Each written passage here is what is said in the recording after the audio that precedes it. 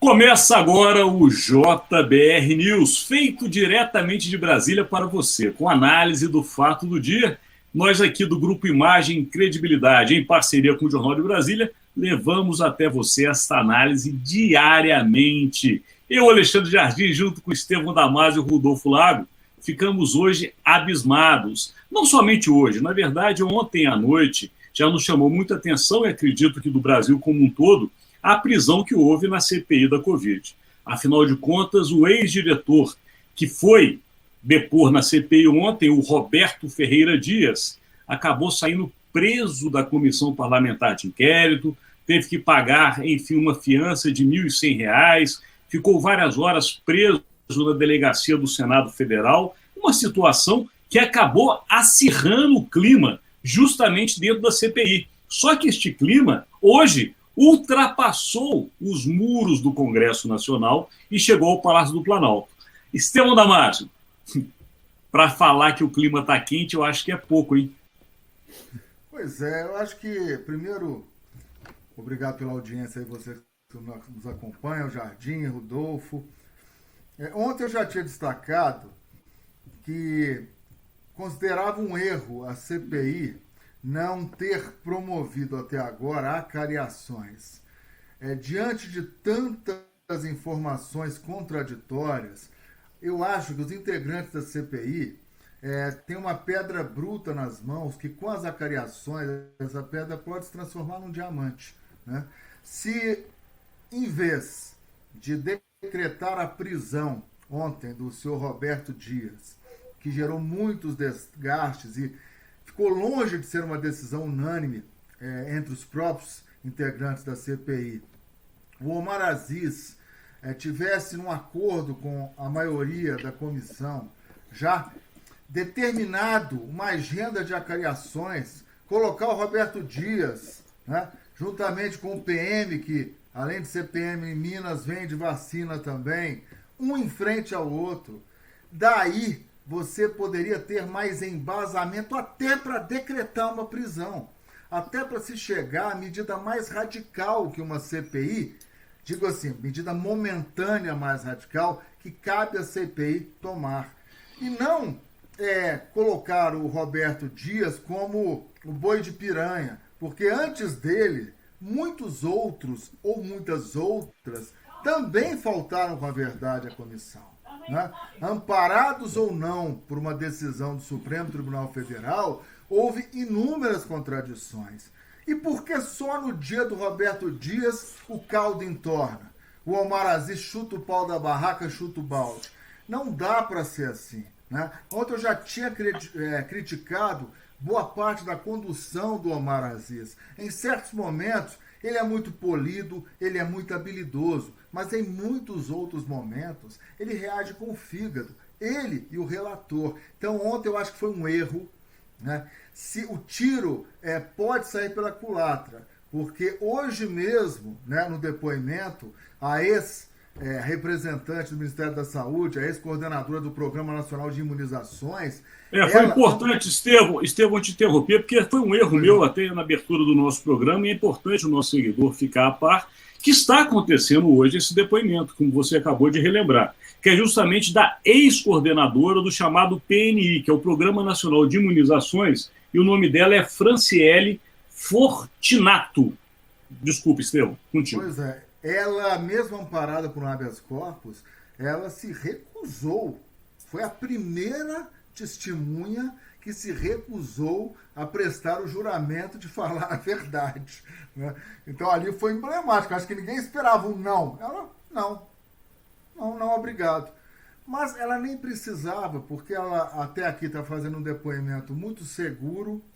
Ela, ao contrário do que alguns esperavam, criticou muito o governo Bolsonaro, diz que saiu porque não contava com o apoio necessário do próprio presidente da República, disse que não conseguia mais coordenar um programa nacional de imunizações, que é exemplo em nível mundial, porque faltava a ela a matéria-prima básica, as vacinas e o apoio da comunicação. Nenhuma campanha em nível nacional pode dar certo sem um esforço publicitário, né, para chamar a atenção das pessoas. E em nenhum momento o governo Bolsonaro priorizou isso. Já colocou dinheiro em campanhas que não tinham nada a ver. Mas a campanha que realmente precisava de maior empenho não teve esse apoio, esse respaldo do presidente da República. Então, é um emaranhado de casos e contradições que vem colocando a CPI num caminho perigoso, né? Mas, de certa forma, eu estou muito mais preocupado, além da CPI, e acho que o Rodolfo também, pelo histórico que ele tem do processo ditatorial, do processo republicano no Brasil, é um estudioso nesse assunto, você também, Jardim, com a reação do clube militar à fala de ontem do próprio presidente da CPI, né? O Omar Aziz, ele disse uma coisa que é notória: a banda podre das Forças Armadas. Qual o problema? As Forças Armadas não têm banda podre? O judiciário tem, o jornalismo tem, o executivo tem, qualquer lugar, infelizmente, tem bons e maus profissionais. E isso, a banda podre gerou uma reação virulenta. Então, gente, eu acho que falta às Forças Armadas um pouquinho também de maturidade e reagir pensando no país. Em vez de estimular uma suposta crise institucional, né, tem que se recolher a um patamar no qual as Forças Armadas, prezem pelo equilíbrio e pela manutenção desse equilíbrio institucional. Eu achei completamente desmedida a reação de parte das Forças Armadas. Estevão, você puxou por um lado que aí Rodolfo Lago, como você bem disse, tem uma análise muito precisa de toda essa relação, porque é uma relação política que ele acompanha há anos, nós também. Mas o que me chamou a atenção, a história de Omar Aziz, realmente ontem ele andou por um caminho que ele não andou nos últimos tempos, ou seja, ele estava diferente do que ele normalmente se coloca na comissão. Tem um fato, eu não sei, eu não tenho intimidade, não o conheço diretamente para saber, mas ontem ele relatou, pronto, é isso que eu ia falar, ontem ele relatou por mais de uma vez a dor que ele estava sentindo da morte de um amigo muito próximo, um amigo de mais de 40 anos de vida. Isso mexe no emocional de todas as pessoas e talvez explique, essas falas dele, tanto com relação aos militares e até o pedido de prisão. Ele estava num clima diferente dos demais. Agora, Rodolfo Lago, Omar Aziz também hoje voltou quente, nervoso. E aí também aparece uma outra relação, que você observa bem e que é importante para o nosso seguidor, que são as relações entre o legislativo e, obviamente, o presidencialismo. No caso, o Palácio do Planalto e o Senado Federal. Porque o clima azedou de vez e ali ficou até uma troca de acusações. O Omar Aziz chegou a falar durante o depoimento de hoje que estaria, inclusive, desafiando o presidente da República, porque o presidente mais cedo havia acusado Omar Aziz de ser uma pessoa de caráter duvidoso, que responde a vários processos. Desviou dinheiro do governo da Amazônia. Que foi condenado, exatamente. E o Omar Aziz, de público, fez um desafio ao presidente, dizendo que o presidente tem que mostrar aonde ele foi condenado e qual processo ele responde. Ali o clima azedou. Então, nós temos hoje um problema que ultrapassa esses muros, Rodolfo Lago, que são as relações do Legislativo com o Palácio do Planalto, que precisa muito da aprovação de vários assuntos. Como é que você está vendo tudo isso? O clima pesou um bocado, né? Depois aí da sessão de ontem, da prisão lá do Roberto Dias, o clima realmente ficou muito pesado, bem complicado, né? Essa decisão de ontem do Omar Aziz e, enfim, ser levado ali por essa situação pessoal que ele estava, por alguma outra razão, gerou realmente muita polêmica, viu, Alexandre e Estevão? Ontem ali, por muito pouco, o chamado G7, né, que é como é chamado o grupo ali, que reúne os senadores de oposição e independentes, né, que hoje são a maioria da comissão parlamentar de inquérito e que estão ali provocando fortes dores de cabeça para o presidente da República, né? Esse grupo por pouco não rachou, por pouco não se dividiu ali, porque o Omar Aziz, aparentemente, pelas informações que se tem, tomou a decisão de dar voz de prisão ao Roberto Dias meio sem combinar com os outros, e aquilo gerou uma certa surpresa. Parece que em determinado momento, depois que ele deu voz de prisão, a advogada do Roberto Dias tentava negociar, inclusive, uma saída ali que não levasse à prisão, e alguns senadores conversavam com ela quando Omar Aziz pegou e cortou a conversa e disse: não, vou manter a prisão. Isso gerou alguns problemas ali. Até o próprio Otto Alencar lembrou que algumas outras pessoas já tinham mentido. Teve uma discussão, né? Vocês vão lembrar, uma discussão pesada do Renan Calheiros, relator da CPI com Omar Aziz, no depoimento do Fábio Weingarten, que o Renan Calheiros pediu a prisão do Fábio Weingarten e o Omar Aziz disse que não iria prender, né? Então isso tudo gerou muito problema, muita discussão. O senador Alexandre Vieira também, a mesma coisa. Também Alessandro Vieira, desculpa. Isso, quando ele exatamente. pediu também pela prisão, também não foi concedido. Enfim, tudo isso veio ao bojo ontem, né? Exatamente. Então teve toda essa confusão, né? Essa confusão, como você bem falou, extrapolou ali os limites da comissão, né?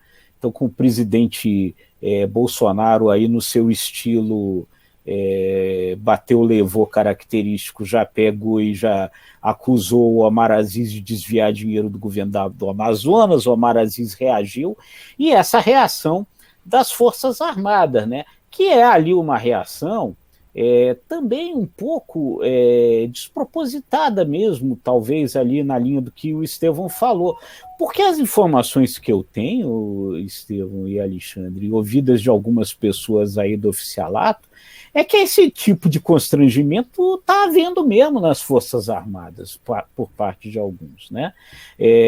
Já tem aí militar suspeito de toda a patente, né? De general a cabo da PM, né? Agora, evidentemente que isso não significa dizer que as pessoas estão colocando a instituição Forças Armadas sob suspeita, né? Não me parece que em nenhum momento Omar Aziz tenha chegado a fazer isso, banda né? Podre, exatamente. A banda e essas coisas estão tomando uma crescente tão grande que a gente já viu hoje parlamentares já respondendo aos militares. Então, ou seja, uma crise que não existia passa a existir. Ou seja, parece que esse ambiente de conflito que o governo Jair Bolsonaro tem trazido desde o seu início, ele não arrefece. A gente está vivendo uma pandemia e agora a gente tem outras crises para se preocupar, já não bastasse a que nós temos. Exatamente, né? Eu acho que é isso, acho que você falou bem, viu, Alexandre? Você tem esse ambiente de conflito que se estabeleceu no país com o governo Bolsonaro, ele não ajuda as coisas num momento desse, né? Você vê, parece que tudo começa a ganhar dimensão maior do que deveria ser a dimensão real, né? Parece que a gente fica sempre nesse diapasão alto com relação às coisas todas, e isso tudo é muito perigoso, né? Porque a gente realmente não sabe aonde pode dar, né? Exatamente, se ficar na discussão é uma coisa, mas a gente não sabe. Forças Armadas, Congresso Nacional, Supremo e Presidência da República são 4 entes fundamentais do nosso país e da democracia que parece que o dia inteiro está bicando um no outro. É uma coisa maluca isso. Mas, enfim, amigos, chegamos num momento já mais do que ultrapassado.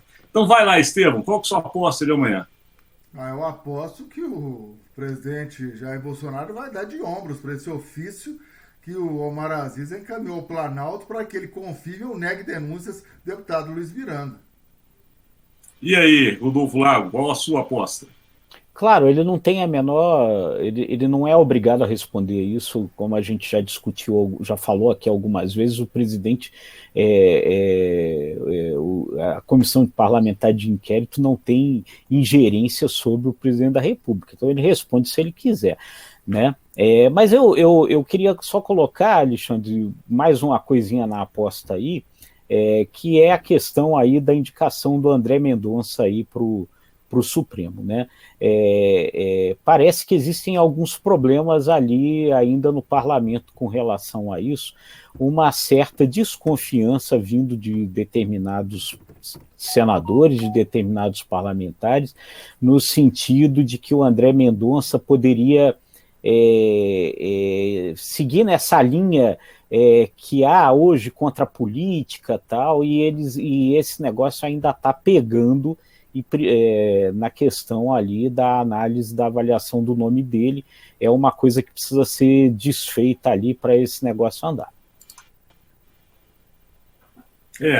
Esses sinais de internet não nos ajudam, e quando mais precisamos dele, ele foge de nós. Mas estamos de volta aqui. Eu não vou nem fazer aposta, não. Só vou chamar a atenção por um fato que houve hoje nesse depoimento da ex-coordenadora do PNI. Ela deixou claro que dentro do trabalho dela, que é justamente de organizar toda a logística de vacinação no país, ela precisa de 2 pontos fundamentais. O primeiro é a vacina. O segundo é uma campanha de comunicação. 2 fatos que não ocorreram, e isso para mim foi muito relevante. Eu só deixo esse comentário final, lembrando a vocês, seguidores, que amanhã estamos de novo aqui juntos para levar até você a informação com análise de que acontece na cidade capital federal do Brasil. Encerramos este conteúdo e agradecemos a sua presença. Até amanhã, nossos amigos. Tchau, pessoal. Tchau, gente. Um abraço.